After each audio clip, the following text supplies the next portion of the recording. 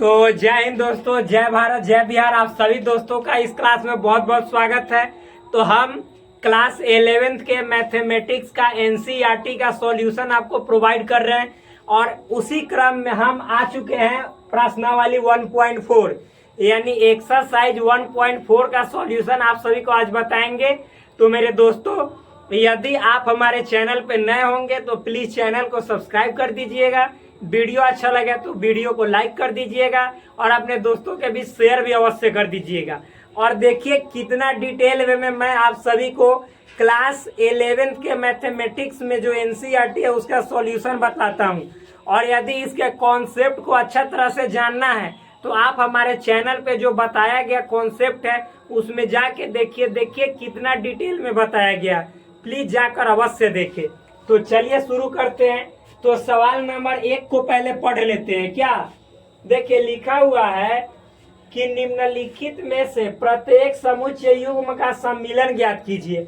यानी देखिए जितना है सेट ना तो सब युग्म में है। युग्म मतलब जोड़ा में। देखो एगो एक्स है तो इसके जोड़ा में वाई है, एगो ए है दूसरा में तो बी है, एक ए है तो बी है, ए है तो बी है, ए है तो बी है।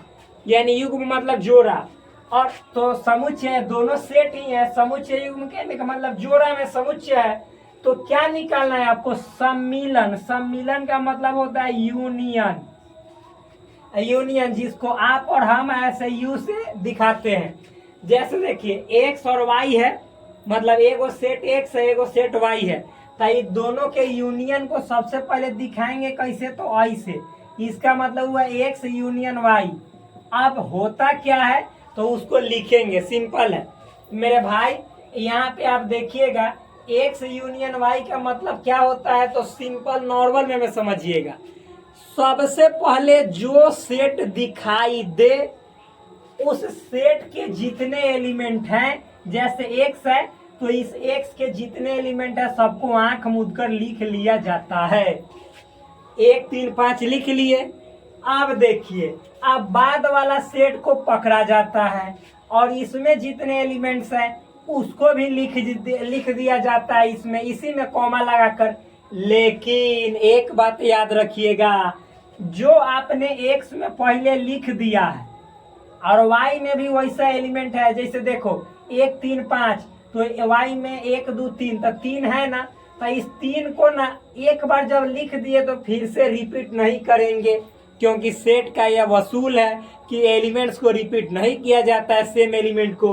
तो मेरे भाई 1 2 बचा तो लिख दो आप यहाँ पे ऐसे 1 और फिर 2 हो गया। सिंपल नॉर्मल खत्म। वेरी इजी, बहुत आसान है, हार्ड थोड़े ही है, बहुत सिंपल है। तो इस तरह से ये पहले क्वेश्चन का पहला जो है उसका आंसर ये है। बहुत ही सिंपल है, हो गया। अब देखिए इसका सेकेंड, सेट ए और सेट बी, इन दोनों का आपको यूनियन, सम्मिलन का मतलब यूनियन निकालना है। सिंपल सा रूल है, मैंने आपको बताया कि जो सेट पहले है उसके गेट को खोल दीजिए, यानी ए ई आई ओ यू लिख दीजिए, ए ई आई ओ यू। अब क्या करेंगे मेरे भाई? तो आप देखिए बी वाला एलिमेंट भी लिखेंगे। तो ए तो चूंकि लिख दिए तो फिर से नहीं लिखेंगे। बी लिख दिए हैं, इसमें कहाँ लिखे? नहीं लिखे तो बी लिखेंगे। सी भी नहीं लिखे हैं तो इसमें लिखेंगे। हो गया ए और बी का सम्मिलन मतलब यूनियन। वेरी इजी, बहुत इजी है। अब चलिए सवाल नंबर हम लोग 3 में गोता लगाते हैं, उतरते हैं, देखते हैं। लिखा हुआ है सेट ए बराबर एक्स सजेट एक्स एक प्राकृत संख्या है और 3 का गुणज है। तो ये है आपको सेट बिल्डर में, हम इसको बदल देते हैं आपको रोस्टर में। देखिए क्या है सेट, मतलब कि ए बराबर एक्स सजेट एक्स एक प्राकृत संख्या है और 3 का गुणज है। यानी नेचुरल नंबर तो है ही, साथ ही साथ 3 का गुणज भी है। तो कहने का मतलब है कि ए बराबर, सेट ए बराबर क्या आएगा मेरे दोस्त? तो 3 6 9 12 15 डॉट डॉट अनंत तक जाएगा। इसी तरह से जाएगा क्या? अब सेट बी देखते हैं। सेट बी क्या क्या है मेरे भाई? एक्स सजेट एक्स संख्या 6 से कम एक प्राकृत संख्या। तो 6 से कम एक प्राकृत संख्या मतलब बताओ आप ही। तो 6 से कम तो 6 नहीं होगा, 5 होगा, 4 होगा, 3 होगा, 2 होगा, 1 होगा। अरे मेरे भाई 6 से कम जो नेचुरल नंबर होगा वो यही ना होगा, 5 4 3 2 1, सिंपल। अब इन दोनों का हमको यूनियन निकालना है, यूनियन ए यूनियन बी। तो हमने क्या बोला है आपको, बोलिए बोलिए, कि एक से ले जैसे जो सेट ए है उसके एलिमेंट को पहले लिख दो, 3 6 9 12, फिर उसके बाद 15 डॉट डॉट डॉट, क्योंकि 3 का गुणज का मतलब टेबल है। और इसी में साथ ही साथ आपको देखो 5 को भी एंट्री करना है, 4 को भी, और 3 तो है ही, 2 को भी और 1 को भी। यानी कहने का मतलब है, इसको हम थोड़ा सा सुधार के लिखे तो पहले लिख सकते हैं 1 2 3 4 5, और फिर मतलब कि 3 का जैसे देखो 1 लिख दिए, 2 लिख दिए, 3 लिख दिए, इसमें का मतलब इसमें का भी लिख सकते हैं, कोई दिक्कत नहीं है। इसमें का ए यूनियन बी चाहे बी यूनियन है, बात बराबर होता है भाई। क्रम विनिमय नियम पढ़ाया गया है, जाकर देखिएगा। तो देखो मान लीजिए पहले हमने यही लिख दिया 1 2 3 4 5, और फिर इसको लिखेंगे फिर भी कोई दिक्कत ना। तो इसको लिखेंगे तो देखो क्या है, 3 है तो 3 तो मैंने लिख दिया है, फिर इसके बाद 6 है, 6 के बाद 9 है, डॉट डॉट डॉट, इस तरह से अनंत तक है। तो कहने का मतलब क्या है, यहाँ पे मेरे भाई देखना, एक सजेट एक्स एक प्राकृतिक संख्या और 3 का गुणज है। तो मेरे भाई मेरे दोस्त बहुत ही सिंपल है कि ये जो है मतलब ए वाला में 3 6 9 12 15 18 डॉट इनफाइनाइट तक जाएगा, और ये बी में मतलब कि जो संख्या वो 6 से छोटा प्राइम नंबर है, तो 5 से लेकर 1 तक दोनों का यूनियन करेंगे तो 1 से लेकर पहले 5 तक लिख दिए, फिर 6 9 इस तरह से बढ़ते चला जाएगा। तो आप कहिएगा कि इसको आप लिखिए किस में, आप बोलिए, आप कहिएगा कि इसको आप लिख दीजिए सेट बिल्डर के भाषा में। तो मेरे दोस्त बहुत ही सिंपल है, आप ए यूनियन बी को सेट बिल्डर के रूप में लिखोगे तो एक सच डेट एक्स, ध्यान से समझना, एक सच डेट एक्स एक प्राकृत संख्या है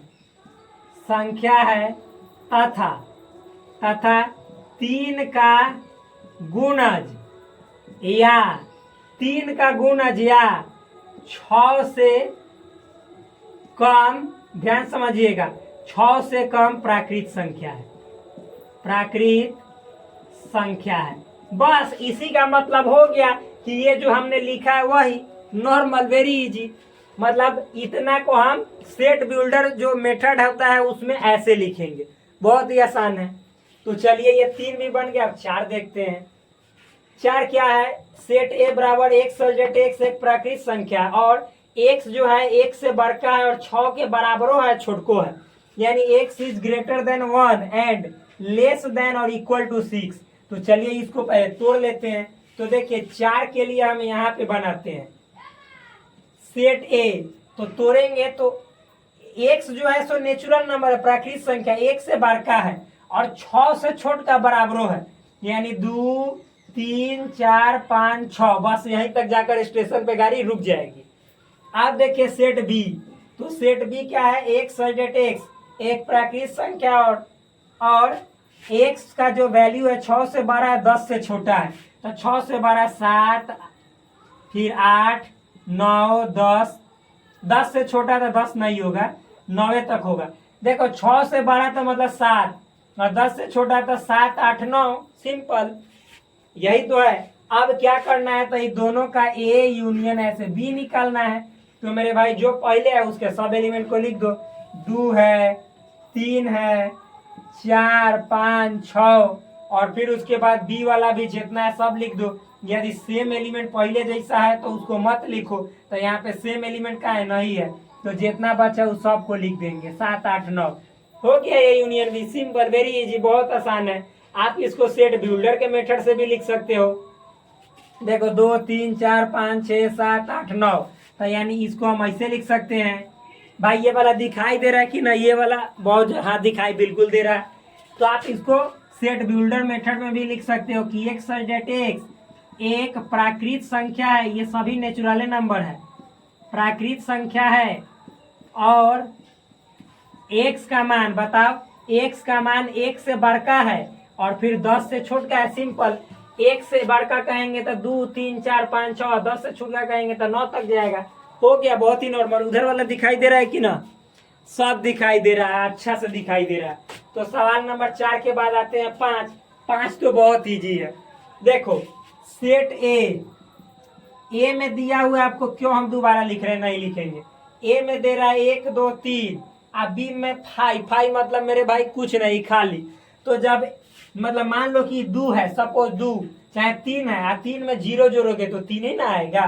तो यानी ए यूनियन बी निकालोगे तो जो पहला वाला है सेट उसके सभी एलिमेंट को लिख दीजिए 1 2 3, और बाद वाला में कुछ नहीं है तो बस कुछ नहीं, तो कुछ नहीं आगे लिखेंगे। हो गया ए यूनियन बी, यही इसका आंसर आएगा। तो 5 नंबर भी खत्म। देखिए कितना नॉर्मल है। तो अब चलिए देखते हैं सवाल नंबर 2। मेरे भाई यहाँ पे आप लिख देना, मेरे भाई प्लीज यहाँ पे लिख देना क्या, x एक प्राकृत संख्या है तथा 3 का गुणज है या 6 से कम प्राकृत संख्या है जिसमें, लिख दीजिएगा, जिसमें 3 शामिल नहीं है। 3 शामिल नहीं है, बस ये वाला जरूर लिख देना, क्योंकि इसमें भी 3 इसमें भी 3 तो थोड़ा दिक्कत हो जाएगा। तो चलिए अब सवाल नंबर देखते हैं 2। देखिए एक और आसान सवाल है, बिल्कुल आसान है। सवाल नंबर 2 एनसीईआरटी का सवाल है। देखिए क्या है, मान लीजिए सेट ए बराबर ए कॉमा बी है, सेट बी बराबर ए बी सी है, ठीक। तो बोला जा रहा है क्या ए जो है बी का सबसेट है और क्यों है। तो अगर जो इतना निकाल लिए तो उसके बाद ए यूनियन बी ज्ञात करना है।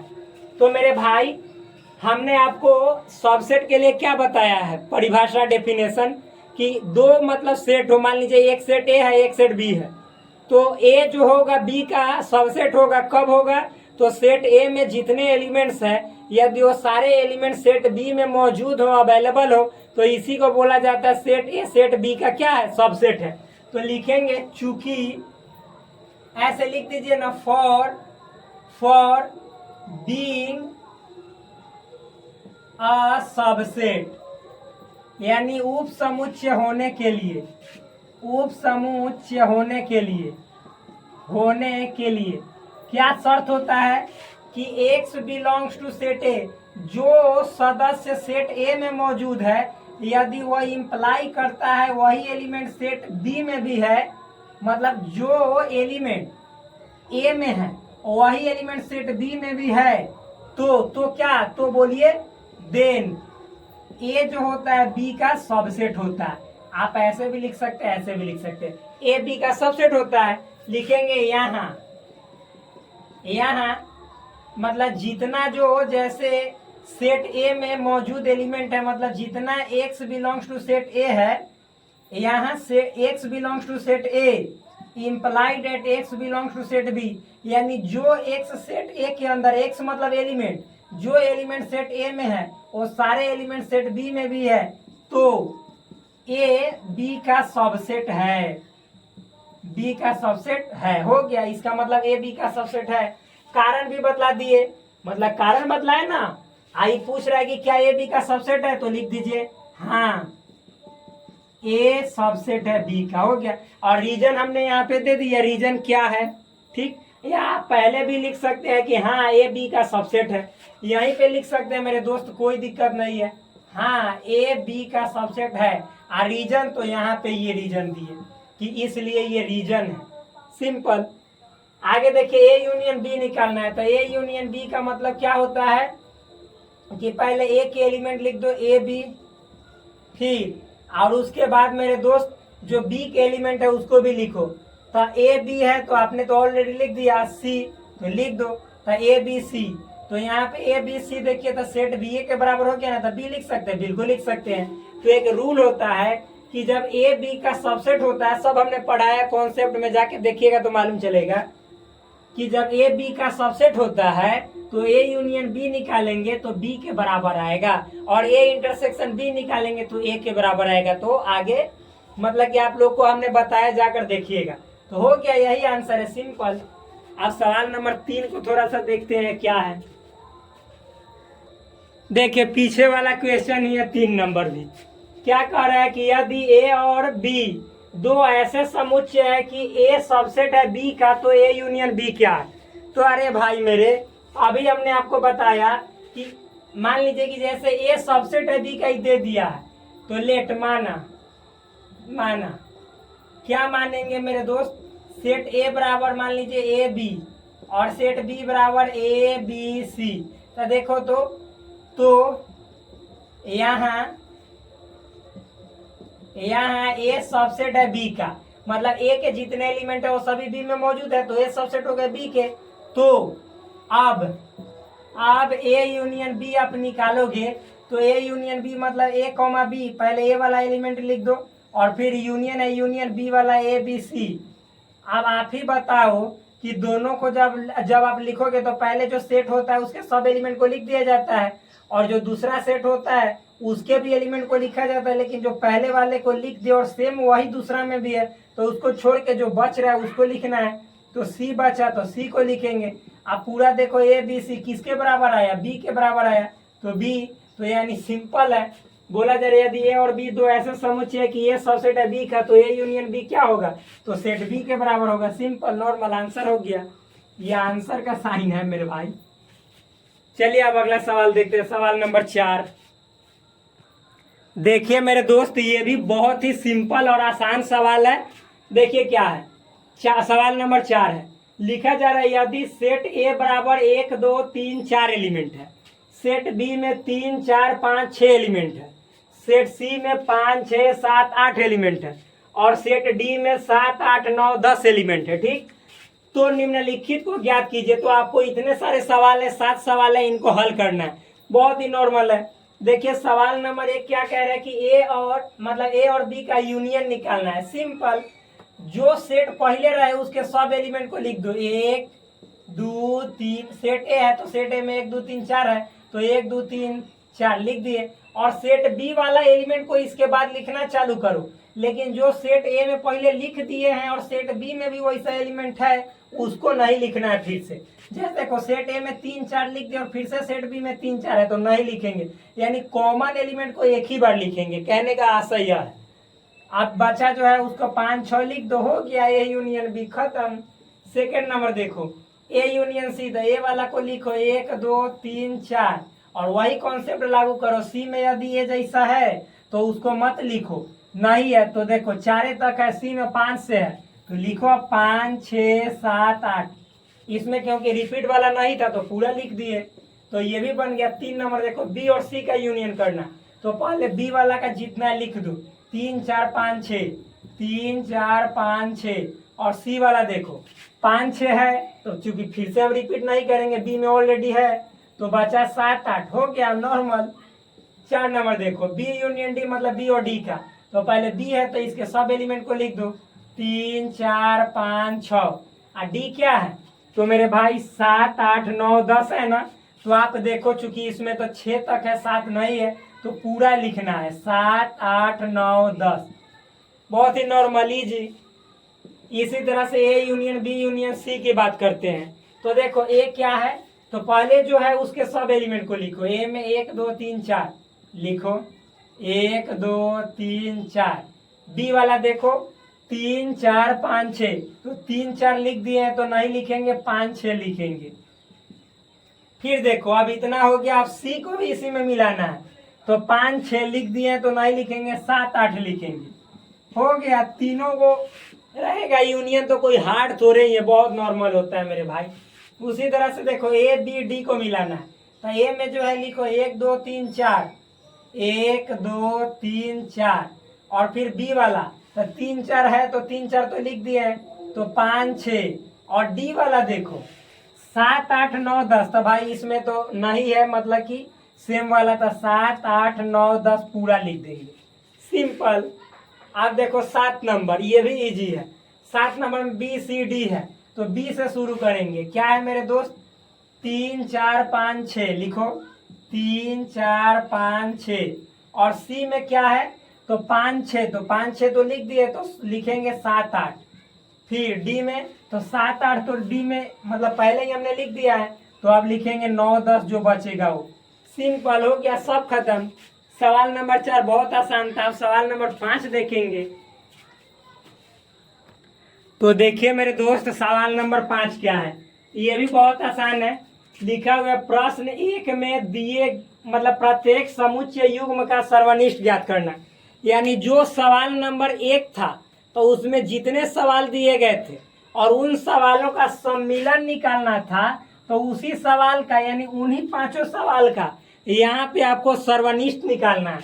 वहां पे यूनियन था और यहाँ पे इंटरसेक्शन है, इंटरसेक्शन, और इसका साइन नीचे की ओर यू होता है। सिंपल बस। तो मेरे भाई देखिए, इंटरसेक्शन का मतलब होता है कॉमन, दोनों सेट में जो कॉमन एलिमेंट होता है उसी को बोला जाता है इंटरसेक्शन। और ये भी एक तरह के सेटे होता है, सेट के रूप में लिखा जाता है। तो देखिए, जैसे एक्स और वाई दो सेट है और इसका हमको इंटरसेक्शन निकालना है, तो ऐसे लिखेंगे एक्स इंटरसेक्शन वाई। आप दोनों सेट में कॉमन देखो, 1 3 5 इसमें है और वाई में 1 2 3, तो दोनों में कॉमन 3 है, तो यहाँ पे 3 हो गया, नॉर्मल, खत्म, बन गया। यही है।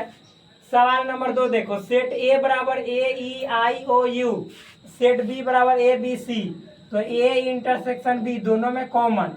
तो मेरे दोस्त ए और ए बस यही तो कॉमन है, तो हो गया नॉर्मल, ये 2 नंबर भी बढ़ गया।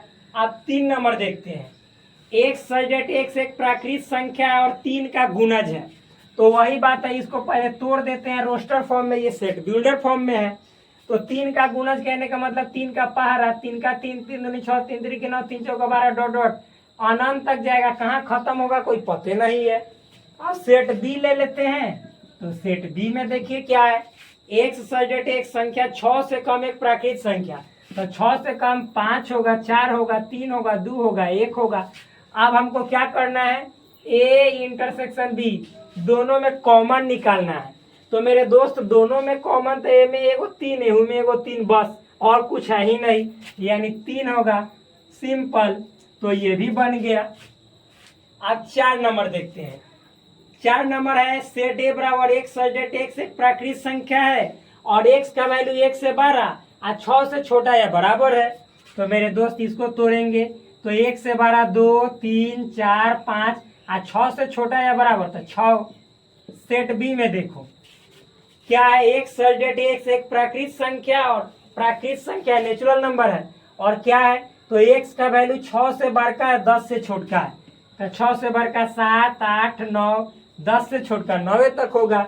अब दोनों में हमको इंटरसेक्शन निकालना है, तो ए इंटरसेक्शन बी, तो दोनों में कॉमन देखो, तो इसमें 2 3 4 5 6 और इसमें 7 8 9, कुछ कॉमने नहीं है, तो नहीं है यानी खाली, खाली को फाई कहते हैं। हो गया मेरे भाई, ए इंटरसेक्शन बी बराबर फाई आएगा, नॉर्मल। अब देखो सवाल नंबर 5, सेट ए में है आपको ए 1 2 3 और बी में है फाई, तो जब हम दोनों में कॉमन निकालेंगे मेरे भाई, तो दोनों में कुछ फाई का मतलब खाली, तो दोनों में कुछ कॉमन दिखाई दे रहे नहीं ना, तो नहीं मतलब यहाँ पे खाली है, इसी खाली को कहते हैं फाई। हो गया आंसर मेरे भाई, सिंपल। तो सवाल नंबर 5 को भी मैंने गर्दा छोड़ा दिया। अब सवाल नंबर 6 देखेंगे, ठीक। तो देखिए अब सवाल नंबर 6 क्या है मेरे भाई, लिखा हुआ है, यदि सेट ए बराबर 3 5 7 9 11, सेट ए दे दिया, सेट बी देखो 7 9 11 13, सेट सी देखो 11 13 15 और सेट डी देखो 15 17 है, ठीक। इतना है, तो निम्नलिखित ज्ञात करें। तो ज्ञात करना है जो दिया गया है नीचे, उसको आपको फाइंड आउट करना है, सिंपल है। देखो पहला सवाल, ए इंटरसेक्शन बी, मेरे भाई ए इंटरसेक्शन बी का मतलब है सेट ए और सेट बी दोनों में कॉमन एलिमेंट छांटो, तो छांटो सेट ए और सेट बी में। तो देखो 7 तो 7, 9 तो 9, 11 तो 11, बस हो गया मेरा काम, यानी 7 9 11 खत्म। देखो 2 नंबर सवाल, बी इंटरसेक्शन सी, यानी बी और सी में कॉमन छाटो, तो बी में 7 9 11 13 है, सी में 11 13 15, तो 11 13 हो गया, सिंपल 11 13। उसी तरह से अब देखो 3 नंबर, ए सी और डी तीनों में इंटरसेक्शन है, यानी तीनों में कॉमन छाटना है, 2 में रहेगा तो नहीं, तीनों में होना चाहिए। तो आप ही देखो ए में और फिर सी में, बी में नहीं, ए में सी में, ए में सी में डी में। तो मेरे भाई ए में देखो तो 11 है, इसमें भी 11 है, फिर इसमें नहीं है, तो यानी तीनों में कुछ नहीं है, खाली, तो खाली को ही कहते हैं मेरे भाई फाई। हो गया, सिंपल है, नॉर्मल। बहुत इजी है। अब आगे देखो, अतः 1 हो गया, 2 हो गया, 3 हो गया, 4 हो गया। 4 देखते हैं। ए इंटरसेक्शन सी, ए और सी में कॉमन, तो 3 5 7 9 11। सी में देखो 11 13 15, तो 11 11 कॉमन है बस, यानी इसमें सिंगल 11 कॉमन है। 5 नंबर की बात करें तो बी इंटरसेक्शन डी, यानी बी और डी में कॉमन, तो बी और डी में कॉमन आप ही देखो, बी और डी में कॉमन। आप बतलाओ क्या है मेरे भाई, तो बी में मतलब कि और डी में कॉमन, तो कुछ नहीं है। कहाँ कुछ है, नहीं है, यानी यहाँ पे हो जाएगा 5। कुछ नहीं का मतलब खाली है, खाली का मतलब 5। अब देखो 6 नंबर सवाल अच्छा है। पहले देखो यहाँ पे ए का ए लिख दो, अब ब्रैकेट वाला का काम करो। A intersection B union C का मतलब मेरे भाई बी और सी दोनों को यूनियन यानी मिलाना है। तो पहले बी वाला जितना है सब लिख दो, 7 9 11 30, और सी मिलाना है। तो जो चीज पहले इसमें लिख दिए हैं बी में, उस सी में फेरों से नहीं लिखेंगे। सी वाला 11 13 इसमें है तो इसको नहीं लिखेंगे, चूंकि बी में ही ऐसा है। तो बचा 15, तो 15 लिखेंगे। अब देखो 7 9 11 13 15 इतना का ना ए के साथ इंटरसेक्शन यानी कॉमन। तो आप ही बताओ कि ए में 3 5 7 9 11 है, और ए में है 7 9 11 13 15, तो कॉमन था 7 9 11 7 9 11, बस हो गया आंसर। ए इंटरसेक्शन इतना का 7 9 11। सिंपल, हार्ड थोड़े ही है। अब 7 नंबर देखते हैं, ए इंटरसेक्शन डी, यानी ए में और डी में कॉमन। तो आप ही बताओ मेरे दोस्त, ए में 3 5 7 9 11 और डी में 15 17, कुछ कॉमन है नहीं, तो खाली रखो। खाली का मतलब 5 मेरे भाई। आगे देखो ए इंटरसेक्शन, ठीक है लिख दो, ब्रैकेट का काम करो पहले। तो ब्रैकेट में बी यूनियन डी, यानी बी और डी को यूनियन करना है, मिलाना है। तो डी क्या है, 7 9 11 30, पहले लिख दो 7 9 11 30। और फिर डी में क्या है 15 17, तो चूंकि पहला मतलब डी में ऐसा एलिमेंट नहीं है जो कि बी में भी था, तो जो सब है सब उतार देंगे, 15 17 सब लिख देंगे, क्योंकि हमको यूनियन निकालना था। अब ए इंटरसेक्शन इतना, अब देखेंगे कि ए में और इतना में कॉमन क्या है।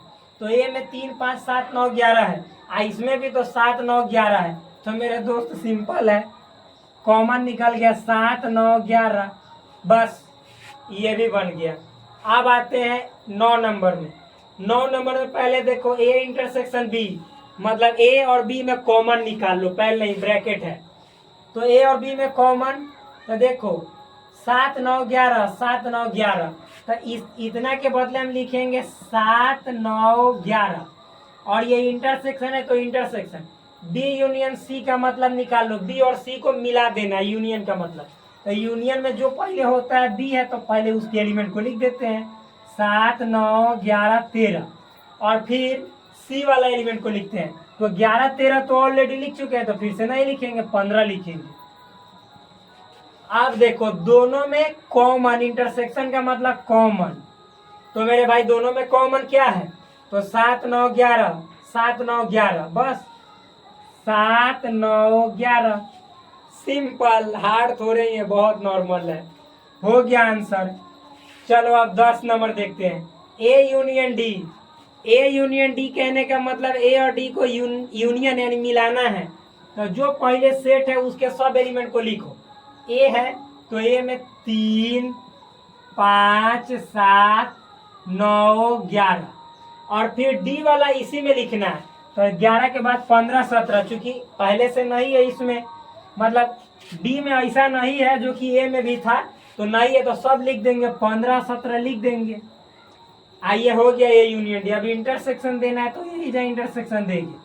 और फिर बी यूनियन सी कहने का मतलब बी और सी को मिलाना है। तो जो पहले है उसको लिख दो 7 9 11 7 9 11 13, और फिर सी, तो 11 13 चूंकि ऑलरेडी लिख चुके हैं तो नहीं लिखेंगे, 15 लिखेंगे। अब देखो अभी दोनों में इंटरसेक्शन, तो दोनों में इंटरसेक्शन 7 9 11 13, 7 9 11 13 नहीं है, 15 है, तो बस लिखेंगे 7 9 11 15। आंसर हो गया, सब बन गया, 10 के 10 बन गए। समझ में आया कि ना, बहुत आसान है। अब चलिए सवाल नंबर हम लोग आते हैं 7 पे।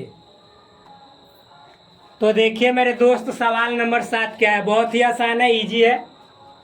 देखिए लिखा हुआ है, यदि सेट ए बराबर एक्स सच दैट एक्स एक प्राकृत संख्या है, यानी सेट ए नेचुरल नंबर है, सिंपल है।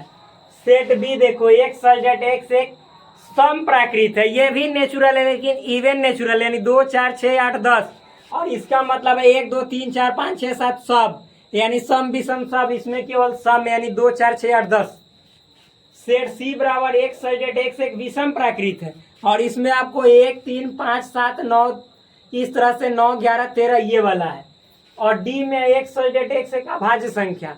अभाज्य कहने का मतलब है कि जो अपने आप से कटे और एक से कटे, जैसे 2 3 5 7 11 13 17 19 इस तरह से, ये है डी में। तो निम्नलिखित ज्ञात कीजिए, ठीक है, ज्ञात कर देते, सिंपल है।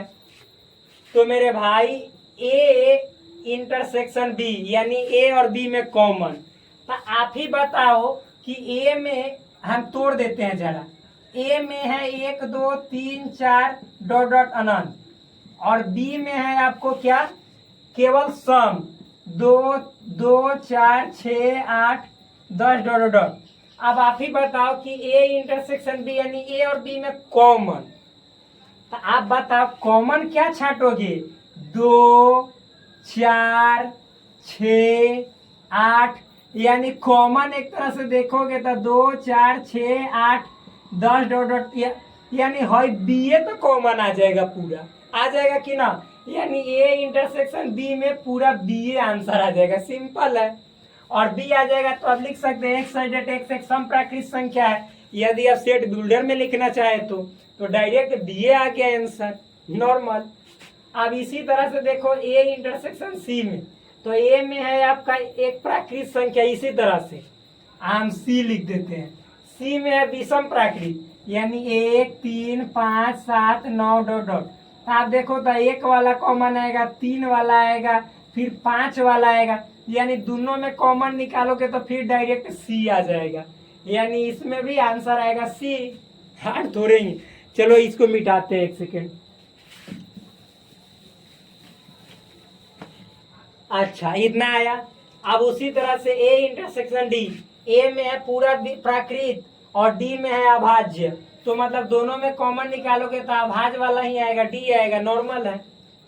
बी इंटरसेक्शन सी, आप देखो बी और सी में कॉमन, बी में है सम प्राकृत और सी में है विषम, तो सम में और विषम में कौन कॉमन होगा, ए में होगा 2 4 6 8 10, ए में आएगा 1 3 5 7 9, तो दोनों में कॉमन निकालोगे तो कॉमन होगा नहीं, नहीं मतलब खाली, खाली मतलब 5, यही है आंसर मेरे भाई, बहुत नॉर्मल। 1 बन गया, 2 बन गया, 3 बन गया, 4 बन गया, पांचों देख लेते हैं। बी इंटरसेक्शन डी, अब आप ही बताओ बी है और डी, तब बी में मेरे दोस्त एक सच दैट एक्स एक सम प्राकृत है, तो बी में आएगा, आप जानते हैं 2 4 6 डॉट डॉट। और डी देखो, डी एक सच दैट एक्स एक अभाज्य संख्या, तो अभाज्य में 2 आता है, 3 आता है, 5 आता है, 7 आता है, डॉट डॉट। तो आप बताओ कौची आएगा कॉमन, बी इंटरसेक्शन डी, तो ओनली 2, उसके बाद कोई एलिमेंट कॉमन नहीं आएगा, यानी इसका आंसर लिखना चाहे तो ओनली 2 आएगा सेट के रूप में, बहुत इजी है। अब आते हैं, देखते हैं 6 नंबर में, तो 6 नंबर में सी इंटरसेक्शन डी है, इसको समझना जरा।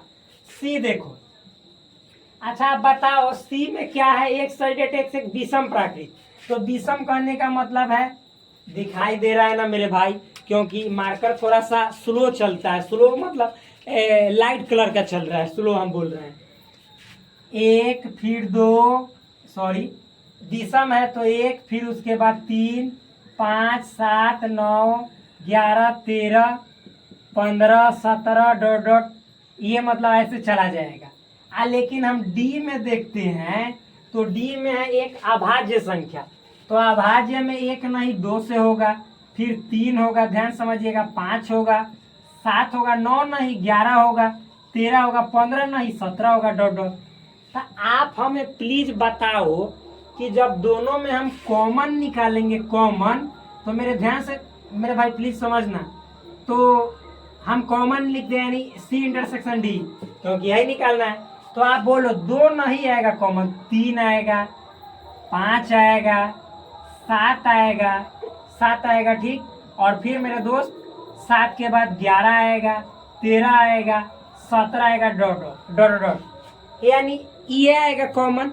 अब आप बताओ कि ये जितने जो आपको दिखाई दे रहे हैं ये सब मतलब मेरे भाई विषम संख्या है कि ना है? 3 भी विषम है, 5 भी विषम है, 7 भी है, 11 भी है, 13 भी है, 17 भी है। इस तरह से और भी आगे विषम ही आएगा। और साथ ही साथ ये देखो तो अभाज्य भी है कि ना, प्राइम नंबर भी है कि ना। 3 भी अभाज्य, 5 भी है, 7 भी है, 11 भी है, 13 भी है, 17 भी है, इसी तरह से 19 भी आएगा। तो कहने का मतलब है कि सी और डी में जो कॉमन आया वो अभाज्य संख्या आया। और कैसा अभाज्य? विषम अभाज्य। देखो 2 भी अभाज्य है लेकिन सम अभाज्य है, लेकिन यहाँ पे तो 2 नहीं आया है, तो यहाँ पे अभाज्य आया लेकिन विषम अभाज्य। तो वही यहाँ पे लिखना है x सल्डेट x एक विषम अभाज्य संख्या है। बस नॉर्मल, वेरी इजी, सिंपल। तो इस तरह से सवाल नंबर 7 को मैंने गर्दा छुड़ा दिया। अब सवाल नंबर 8 देखते हैं। देखिए फ्रेंड्स, ये सवाल नंबर 8 बहुत ही आसान है, पढ़ के सुनाते हैं उसके बाद बनाते हैं। देखिए लिखा हुआ निम्नलिखित समुच्चय युग्मों में से कौन से युग्म असंयुक्त है? असंयुक्त कहने का मतलब होता है डिसज्वाइंट, इंग्लिश में डिसज्वाइंट कहा जाता है। और डिसज्वाइंट बहुत सिंपल है। देखो 2 सेट ले लो, 2 सेट मान लो, एक ए है जिसमें ए बी सी एलिमेंट है और एक बी है जिसमें डी ई एफ एलिमेंट है। हम पूछेंगे मेरे दोस्त कि दोनों में इंटरसेक्शन यानी कॉमन बताओ, तो आप कहोगे कि मेरे भाई दोनों में कुछ भी कॉमन नहीं है, खाली। तो जब दोनों में कुछ भी कॉमन नहीं हो, खाली कॉमन हो ना, मतलब खाली हो, तो ये दोनों को आपस में कहा जाता है कि डिसज्वाइंट है, यानी दोनों में कोई ज्वाइंट कुछ नहीं है, यानी डिसज्वाइंट मतलब असंयुक्त है, डिसज्वाइंट फैमिली है। सिंपल। तो चलिए हम सवाल नंबर 1, 2, तीनों को हल करते हैं। तो सवाल नंबर 1 क्या है मेरे भाई? सवाल नंबर 1 है, आपको यहाँ पे लिखा जा रहा है कि देखो यहाँ पे है 1, 2, 3, 4 और फिर इंटरसेक्शन x सल्डेट x एक प्राकृत संख्या है और x का वैल्यू 4 से बड़ा है या बराबर है और 6 से छोटा या बराबर। तो 4 से बड़ा या बराबर 4 हो जाएगा, 5 हो जाएगा, 6। पूछेंगे कि दोनों में कॉमन है, तो आप कहोगे कि बिल्कुल है 4। तो मेरे भाई यहाँ पे कॉमन कुछ न कुछ आ गया, खाली नहीं हुआ, तो ये डिसज्वाइंट नहीं है, ये पहला डिसज्वाइंट नहीं है, ये डिसज्वाइंट नहीं हुआ, ठीक। अब सेकेंड नंबर में आते हैं, समझ में आया पहला। दूसरा देखिए ए ई आई ओ यू और फिर सी डी ई एफ। तो देखो दोनों में ई कॉमन है ना, यानी इसमें भी दोनों में कुछ न कुछ कॉमन आया, तो ये भी डिसज्वाइंट नहीं है, डिसज्वाइंट नहीं है, सिंपल। इसी तरह 3 नंबर देखते हैं। 3 नंबर क्या है? x सल्डेट x एक सम पूर्णांक है तथा x सल्डेट x एक विषम पूर्णांक है। ये में तो आ गया। अच्छा बताओ, सम में या विषम में, इवन में, ऑड में कुछ कॉमन होगा? नहीं होगा। तो जब दोनों में कुछ कॉमन नहीं होगा, यानी दोनों के बीच फाई आएगा कॉमन, तो फाई आएगा मेरे भाई, तो यही ना हो जाएगा डिसज्वाइंट।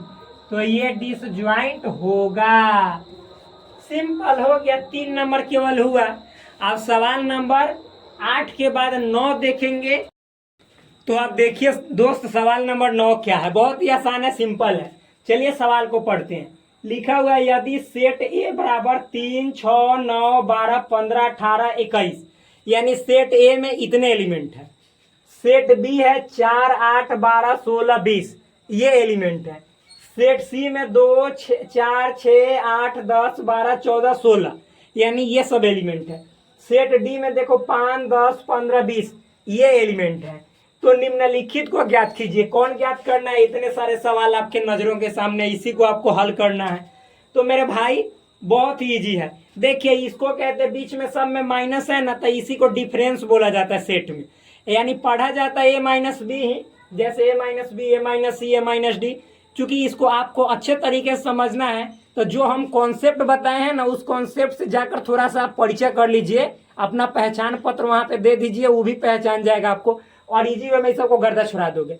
ऐसे सिंपल तरीके से मैं इसको यहाँ पे एक को बता दूंगा, उसके बाद तो पूरे रगेद दोगे।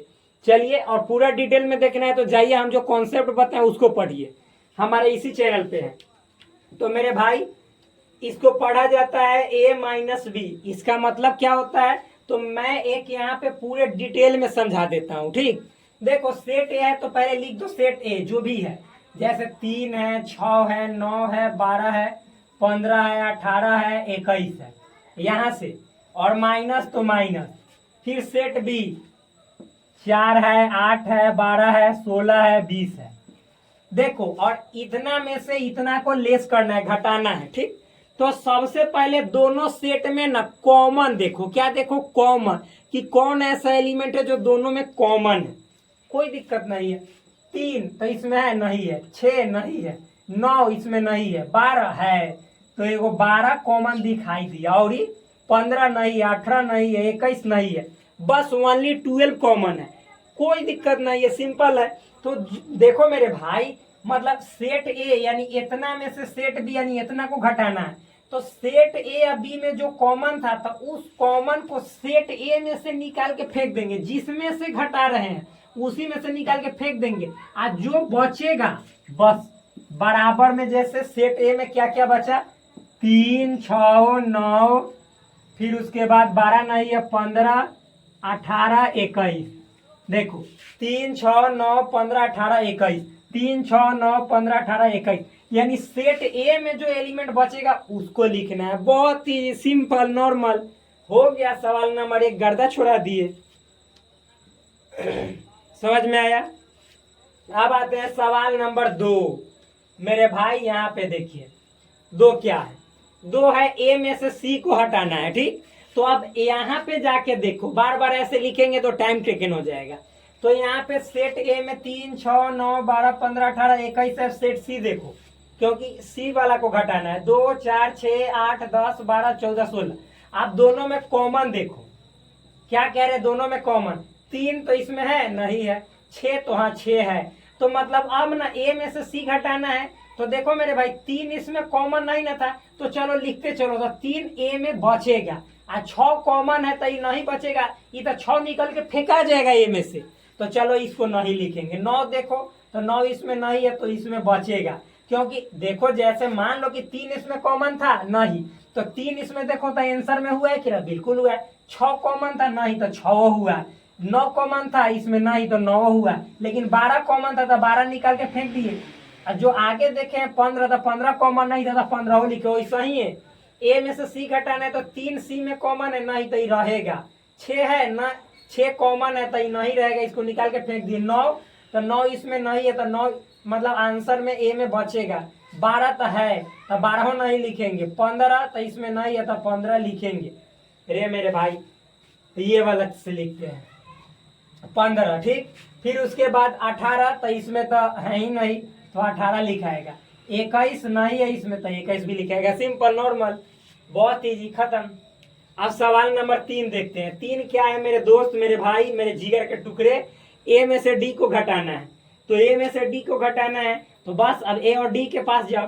तो देखो ए और डी 3, तो 3 इसमें है नहीं है तो इसमें लिखो, मतलब कॉमन नहीं है तो ए में रहेगा, क्योंकि ए में से घटाना है। 6 तो देखो नहीं है तो 6 भी रहेगा। 9 तो 9 भी नहीं है तो 9 भी रहेगा। 12 तो 12 भी नहीं है तो 12 भी रहेगा। 15 देखो है तो 15 नहीं रहेगा। 18 तो इसमें नहीं है तो 18 रहेगा। 21 तो इसमें कॉमन है, 21 नहीं ना तो 21 भी इसमें बच जाएगा। बस सिंपल नॉर्मल, इजी तो है। अब देखो 4 नंबर। अब यहाँ पे देखो बी में से ए घटाना है, यानी उल्टा इसमें से घटाना है। तो आप यहाँ से देखो 4 इसमें कॉमन है नहीं ना, तो मतलब जब 4 कॉमन नहीं है तो बी में से घटाना है तो 4 तो रह ही ना जाएगा, तो 4 रह जाएगा। 8 इसमें है नहीं तो 8 रह जाएगा। 12 तो जी 12 इसमें कॉमन है तो बी में से 12 को निकाल के फेंक देंगे। अब 16 तो 16 नहीं है तो 16 बच जाएगा। 20 तो 20 इसमें नहीं है तो 20 बच जाएगा। हो गया बी माइनस ए। सिंपल नॉर्मल, हार्ड थोड़े ही है। अब सवाल नंबर 5 देखिए, c माइनस ए है तो c में से a को लेस करना है। तो c में देखो 2 है तो इसमें 2 नहीं है तो इस c में बचेगा। फिर 4 तो इसमें भी नहीं तो 4 भी लिखाएगा। 6 तो है तो नहीं लिखाएगा। 8 तो नहीं है तो लिखाएगा। 10 तो इसमें नहीं है तो लिखाएगा। 12 है तो नहीं लिखाएगा। 14 नहीं है तो लिखाएगा। 16 नहीं है तो लिखाएगा। बस नॉर्मल हो गया, मतलब ये भी बन गया, 5 भी। अब 6 देखो, डी में से ए घटाना है नॉर्मल। डी तो डी देखो 5 10 15 20, आइए देखो 3 6 तब 5 इसमें है नहीं है तो यानी डी में 5 बचेगा। 10 तो 10 भी नहीं है तो 10 भी बचेगा। 15 तो 15 है ए में तो डी में से निकल के फेंका जाएगा क्योंकि दोनों में कॉमन है। 20 तो 20 इसमें नहीं है तो 20 बच जाएगा। Normal easy. अब ऐसा ही 7 देखिए, बी माइनस सी, बी में से सी को घटाना है तो बी में से सी को, तो आप ही देखो 4 तो सी में मिला, 4 है तो जी है तो 4 इसमें नहीं होगा। क्यों? क्योंकि कॉमन है तो ये निकल के बी में से फेंका जाएगा। 8 तो 8 भी है तो नहीं लिखाएगा। 12 तो 12 भी है नहीं लिखाएगा। 16 तो 16 भी है नहीं लिखाएगा। लेकिन 20 इसमें नहीं है तो बी में केवल 20 बचेगा। बस नॉर्मल हो गया। 8 नंबर बी माइनस डी। अब आप ही देखो बी में से डी को हटाओ तो 4 इसमें नहीं ना है तो मेरे भाई 4 तो लिखाएगा, बी में बचेगा। 8 तो इसमें है ही नहीं तो 8 बचेगा। 12 तो 12 भी नहीं है तो 12 बचेगा। फिर 16 तो 16 भी नहीं है, 16 बचेगा। 20 तो देखो दोनों में है तो बी में से निकल के फेंका जाएगा। बस नॉर्मल हो गया। अब 9 नंबर इसी तरह देखो, सी माइनस बी है, सी में से बी को हटाना है तो सी में देखो 2 4 6 8 10, अब बी में मतलब ये तो देखो तो सी में 2 है तो इसमें है नहीं ना तो यानी सी में 2 बच जाएगा। 4 तो इसमें है तो नहीं लिखाएगा, ये निकल के फेंका जाएगा। 6 तो 6 नहीं है तो लिखाएगा। 8 तो 8 भी नहीं है तो लिखाएगा। कॉमन होना चाहिए दोनों में, जो कॉमन रहेगा उसको निकाल के फेंक देंगे। 10 तो 10 उसमें नहीं है तो इसमें लिखाएगा। 12 तो 12 है तो नहीं लिखाएगा। 14 तो लिखाएगा क्योंकि 14 नहीं है। 16 तो है तो नहीं लिखाएगा। बस हो गया, सिंपल। 10 देखो, डी में से बी घटाना है, सिंपल। डी में से बी तो देखो 5 तो इसमें है नहीं है तो 5 इसमें बचेगा डी में। 10 तो 10 भी नहीं है तो ये भी बचेगा। 15 तो 15 भी नहीं है तो ये भी बचेगा। 20 तो 20 देखो इसमें भी है इसमें भी, तो डी में से 20 को निकाल के फेंक देंगे। कॉमन है तो फेंक देंगे। 11 नंबर 11 नंबर, सी में से डी को घटाना है, सिंपल। देखो सी ये है या डी ये है तो आप ही बोलो कि 2 तो 2 इसमें है नहीं ना तो यानी सी में 2 बचेगा। 4 तो नहीं है तो 4 भी बचेगा। फिर 6 तो 6 भी नहीं है तो 6 भी बचेगा। 8 तो 8 भी नहीं है तो 8 भी बचेगा। 10 तो 10 है इसमें तो 10 निकाल के फेंक देंगे। 12 तो 12 नहीं है तो 12 बचेगा। 14 तो नहीं है तो 14 बचेगा। फिर 16 तो 16 नहीं है तो 16 बचेगा। नॉर्मल हो गया। अब 12 डी में से सी को, यहाँ तक दिखाई दे रहा है ना मेरे दोस्त? अरे दिखाई दे रहा है, कहिएगा कि बराबर आप तिरछवा लिख रहे हैं तो भाई समझ में आना चाहिए। बस ये इक्वल का साइन नीचे हो गया, कोई दिक्कत नहीं है, लेकिन आप लोग समझदार हैं। डी में से सी तो देखो 5 इसमें नहीं ना है तो 5 लिखेंगे। 10 इसमें है तो नहीं, इसमें से निकल के फेंका जाएगा। 15 तो नहीं है इसमें तो लिखाएगा। फिर 20 तो 20 भी नहीं है तो 20 भी लिखाएगा। देखो कितना सिंपल है डिफरेंस, बहुत इजी है। कहने का मतलब है कि ए में से बी घटा रहे हैं तो ए वाला ही आंसर आएगा। किसको छोड़ के? अगर ए या बी में जो कॉमन होगा उसको ए में से निकाल के फेंक देंगे, जो ए में बच रहा है वही। जैसे देखो ए में से सी घटाएं तो ए और सी तो ए वाला लिखाएगा, लेकिन जो सी के साथ कॉमन है उसको ए में से निकाल के फेंक देंगे, जो बचेगा वो ए। सिंपल। बस अब चलिए सवाल नंबर देखते हैं 10। तो देखिए दोस्त, ये सवाल नंबर 10 क्या है? देखिए, यदि x मतलब x सेट के रूप में दिया हुआ ए बी सी डी, इसके अंदर एलिमेंट है ए बी सी डी, और जो सेट y है वो है एफ बी डी जी, इसके अंदर elements F B D G है। फिर तो निम्नलिखित को ज्ञात कीजिए। क्या ज्ञात करना है? 3 गो सवाल है, x minus Y, Y minus X और x इंटरसेक्शन y। बिल्कुल इजी। देखिए यहीं पे हम लिख दे रहे हैं x माइनस वाई, कहने का मतलब x और y में देखो कॉमन कौन कौन है। तो a तो इसमें है नहीं है, b तो हाँ है, यानी b कॉमन है, ठीक है। सी तो इसमें नहीं है, डी तो जी डी। अब देखो तो x माइनस वाई है ना, x में से y घटाना है, तो x में और y में जो कॉमन है ना, तब x में से y को घटाना है, तो x में से उस कॉमन को निकाल के फेंक दो, और जो पहले है x से पहले ना, यानी x में अब कौची बचा, तो a और c, तो आंसर हो जाएगा a, c। हो गया, खत्म। अब इसका देखिए just opposite y minus x, तो देखो y में से x घटाना है, तो दोनों में कॉमन देखो b या d है ना, तो इसको y में से निकाल के फेंक दो, जो y में बचेगा ना एफ जी, तो यही आपका आंसर हो गया एफ, जी। सिंपल। अब देखो x इंटरसेक्शन y, इंटरसेक्शन है, इंटरसेक्शन का मतलब दोनों में कॉमन, तो मेरे भाई दोनों में कॉमन देखो b और d, तो b और d, तो आंसर हो गया b, d। बस नॉर्मल हो गया, बन गया। सवाल नंबर 10 खत्म, बस यहीं पे कर दिए। आप देखिए इजी में लिख दिया हमने 11 नंबर भी, क्यों? क्योंकि ये भी बहुत एक लाइन का इजी है। क्या है देखिए, लिखा हुआ है यदि r वास्तविक संख्याओं और q परिमेय संख्याओं के समुच्चय, तो r माइनस क्यू क्या होगा? मेरे भाई ये तो और इजी है। r कह रहा है वास्तविक संख्याओं का समुच्चय, जिसको इंग्लिश में क्या बोला जाता है? Set of all real numbers. ये सब तो पढ़ाया हुआ है।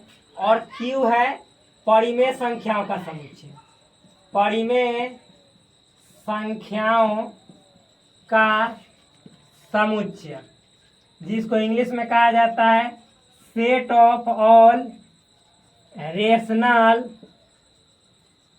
नंबर्स। आप ही बताओ कि जो वास्तविक संख्या है वह कितने संख्याओं से मिलकर बना होता है? 2 संख्याओं से। एक बात r माइनस क्यू निकालना है, ठीक? तो जो रियल नंबर होता है, रियल नंबर, इसके दो गो लड़का होता है, यानी 2 गो से मिलकर बना होता है। एगो परिमेय जिसको क्यू कहा जाता है, एगो अपरिमेय। अपरिमेय का कोई मतलब फिक्स मतलब सिंबल नहीं है, आ क्यू का मतलब परिमेय। तो एक होता है, हिंदी में लिखते हैं पहले, एक होता है परिमेय संख्या, यानी जो वास्तविक संख्या होता है रियल नंबर, तो वो परिमेय और अपरिमेय से मिलके बनता है। अब मान लो यहाँ पे कह रहा है कि Q परिमेय है और R वास्तविक है, तो कह रहा है कि अगर R रियल में से हम परिमेय को निकाल के फेंक दे, घटा दे, तो कौची बचेगा? अपरिमेय। तो R माइनस क्यू क्या होगा? लिख दो, यहाँ पे हिंदी में लिख दो ऐसे, अपरिमेय संख्याओं का समुच्चय बराबर अपरिमेय संख्याओं का समुच्चय। सिंपल है, यानी set of all irrational numbers. और क्या, आप इसको चाहो तो सेट बिल्डर में भी लिख दो ऐसे, एक्स साइडेड एक्स एक अपरिमेय संख्या है, हो गया, एक अपरिमेय संख्या है, यानी यहाँ पे अपरिमेय संख्या हो जाएगा, इरेशनल नंबर हो जाएगा। बस खत्म, 11 नंबर सवाल खत्म। आप देखिए 12 बचा हुआ है 12 नंबर, वो भी बहुत ही सिंपल है। तो देखिए ये सवाल नंबर कितना है? 12। बहुत ही आसान है सवाल। देखिए, बतलाइए कि निम्नलिखित कथनों में से प्रत्येक सत्य है या असत्य। मतलब आपको 4 गो सवाल दिया हुआ है, स्टेटमेंट दिया हुआ है, कथन है, और पूछ रहा है कि कौन सत्य और कौन असत्य है। अपने उत्तर का औचित्य भी बतलाइए, और यदि असत्य है तो भाई क्यों है उसको जस्टिफाई कीजिए, और सत्य है वो भी बतलाइए। बहुत ही इजी है। देखिए क्या है सवाल नंबर 1, लिखा हुआ है 2 3 4 5 तथा, सेट के है, ये सेट है, एक सेट है जिसमें एलिमेंट है 2 3 4 5, एक दूसरा सेट है जिसमें एलिमेंट है 3 6। कह रहा है कि ये तथा ये असंयुक्त है। असंयुक्त मतलब डिसज्वाइंट, डिसज्वाइंट। तो आप बताओ डिसज्वाइंट किसे कहा जाता है? मैंने बताया है कि डिसज्वाइंट का मतलब होता है, मान लो कि जैसे ये दोनों सेट में ना यदि एक भी एलिमेंट कॉमन नहीं हो तो समझो कि डिसज्वाइंट है।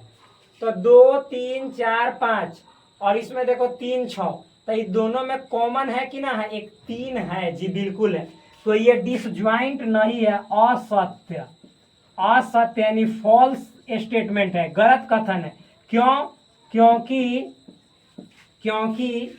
दोनों मतलब समुच्चयों में, ऐसे लिखिए, समुच्चयों में उभयनिष्ठ अवयव 3 है जो कि नहीं होना चाहिए, नहीं होना चाहिए। मतलब देखो मेरे दोस्त, मैं यहाँ पे बतला रहा हूँ, डिसजॉइंट उसी को कहा जाता है जिसमें एक भी एलिमेंट कॉमन नहीं हो, उभयनिष्ठ नहीं हो। तो यहाँ पे देखो तो दोनों में तो 3 दोनों में है, इसमें भी है इसमें भी। तो कहाँ से असंयुक्त डिसजॉइंट हुआ? नहीं हुआ। तो रीजन मैंने दे दिया। इसी तरह से आप लोग को भी लिखना है। तो एक मैंने बता दिया, दूसरा केवल बोल देंगे, आप लोग लिख लीजिएगा सुनकर। तो ये सवाल नंबर 1 को मैंने पूरा क्लिक कर दिया। अब चलिए देखिए सवाल नंबर 2 क्या है। इसमें है AEIOU, ठीक, तथा ABCD। समझ में आया? AEIOU तथा ABCD। अब आप ही बताओ कि दोनों में एलिमेंट तो एक कॉमन है, फिर उसके बाद एक कॉमन है ही, तो ये कहाँ से डिसजॉइंट और संयुक्त हुआ? ये भी असत्य है, यानी फॉल्स है।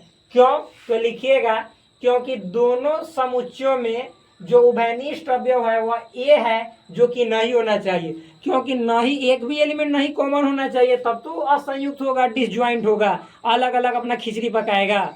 डिसजॉइंट फैमिली मतलब दोनों में कोई तालमेल नहीं है, दोनों में कुछ कॉमन नहीं है। तो ये भी गलत स्टेटमेंट है। 3 नंबर देखते हैं। 2 6 10 14, इसमें 3 7 11 15 ये है। देखो 2 6 10 14, इसमें दोनों में कोई एलिमेंट कॉमन नहीं, तो ये असंयुक्त है, बिल्कुल है, सत्य।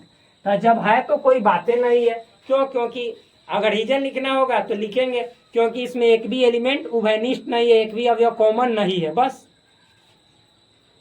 आगे 2 6 10, एक भी अवयव उभयनिष्ठ नहीं है, हिंदी में लिख लीजिएगा। अन्यथा हम एक बार बोल दिए कि एक भी एलिमेंट कॉमन उभयनिष्ठ नहीं है, दूसरा बार बोल दिए कि एक भी अवयव कॉमन नहीं है। लिखिएगा कि दोनों समुच्चयों में एक भी अवयव उभयनिष्ठ नहीं है, इसीलिए ये कथन सत्य है, मतलब ये असंयुक्त समुच्चय है। 2 6 10 3 7 11, इसमें भी एक भी अवयव कॉमन नहीं है, ये भी सत्य है। कारण क्या? सत्य मतलब ट्रू। कारण क्या दीजिएगा? लिखिएगा, दोनों समुच्चयों में एक भी अवयव उभयनिष्ठ नहीं है, इसीलिए ये असंयुक्त समुच्चय है। क्योंकि असंयुक्त ही सब में पूछ रहा है, डिसजॉइंट ही। तो इस तरह से आपका प्रश्नावली 1.4 NCERT पूरी तरह से सरल भाषा में समाप्त हुआ। हमें उम्मीद है कि आप लोग गर्दा छुड़ाए होंगे। और मेरे दोस्त चैनल पे नए हैं तो प्लीज चैनल को सपोर्ट करो भाई, इस भाई के मेहनत को कम से कम सपोर्ट करो, चैनल को सब्सक्राइब करो, अपने दोस्तों के बीच शेयर करो और आप हमारा केयर करो। जय हिंद, जय भारत, नमस्कार।